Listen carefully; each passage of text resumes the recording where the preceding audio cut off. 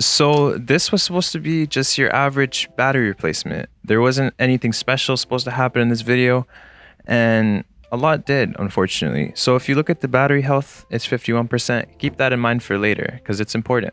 So like we always do, we unscrew and open up the phone. The frame was a little cheap on this screen and it was coming off a little bit, but I didn't really think that was a big deal.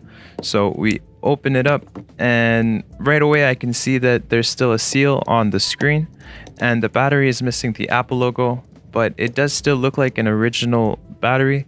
And later on I saw that the Apple logo was on the flex cable of the battery, so it definitely was an Apple original battery. So I had to take off the seal because it kind of triggers me a little bit, I can't lie. So we took off the seal and then we start to remove the forbidden cheese like it's ramen noodles. We just pull that off and the battery didn't give us much trouble, came off fairly easily. Now we can just yank off the battery and we're ready to start installing the new battery. So I'm sure a lot of you guys don't know this, but like the screens, the batteries do need to be reprogrammed. It basically transfers over the serial number and any other important data from one battery to the other, kind of tricking the phone into believing that the battery that it has on is still the same original battery it had on before. My programmer also told me that the battery it had on before was Apple original, which is a good sign.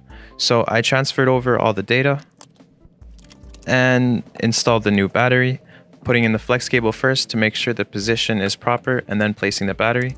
Now we put on the water resistant / dustproof seal as usual, and then we install our screen and we were greeted with a little bit of a surprise here.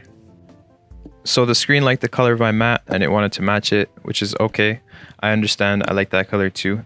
So we had to replace the screen as well. And I wondered why this happened, and it was probably because the actual frame of the screen was loose, as you guys can see, and the pry tool must have slipped under and broke the screen. So what we did was we actually replaced the screen with a better quality screen. This is a hard OLED screen and we replaced it with a soft one, which is better quality. So we installed the new screen, and at this point my customer, which is also my friend, he's been waiting outside for quite a bit of time, so I'm trying to speed things up and get him back his phone. So we get that crunch, and now it's time to check the battery health. So we get the phone back on and booted, everything is ready to go. So we take a look at the battery health and it's at 51%. So this has never happened before. I've run into a lot of problems, but never 51%, never the battery health remaining the same. It'll either say service and not have the battery capacity showing, or it'll just say 100% because it should. It's a brand new battery. But because he's waiting outside and he just texted me right there to hurry up, so I ended up giving him his phone back with the battery saying 51%. So the fact that it says 51% doesn't actually affect the performance of the battery or the phone in any way.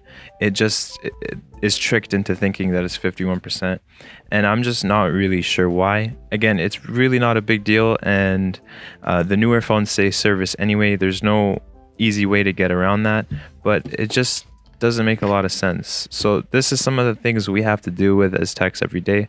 There's a lot of trial and error, problem solving. It's not always smooth sailing like I make it out to be. But yeah, that is all for today, guys. Hope you guys enjoyed, and I'll see you in the next one.